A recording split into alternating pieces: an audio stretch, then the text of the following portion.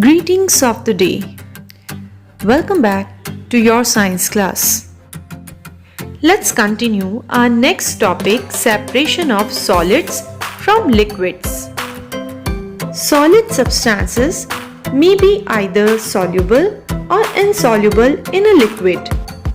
For example, sugar is soluble in water, whereas chalk powder is not.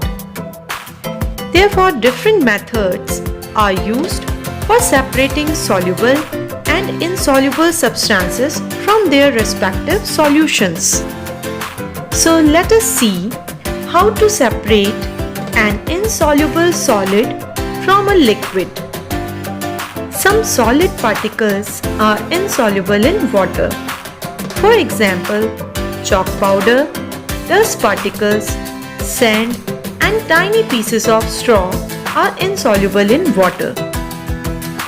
To separate this type of particles, generally we use the following methods: sedimentation, decantation, filtration, and loading.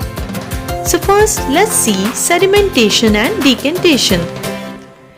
The process of settling down of heavier insoluble particles from a mixture is called sedimentation.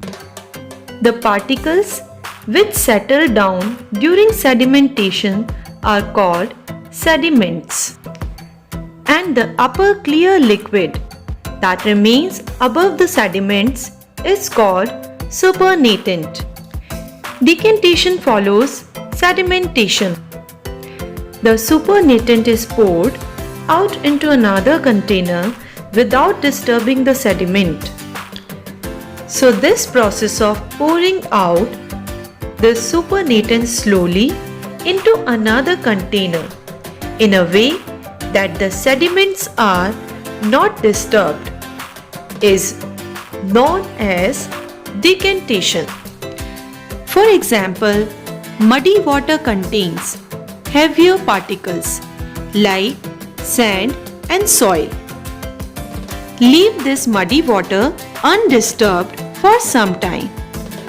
The heavier soil and sand particles settle down, whereas the clear upper water is poured out from the container.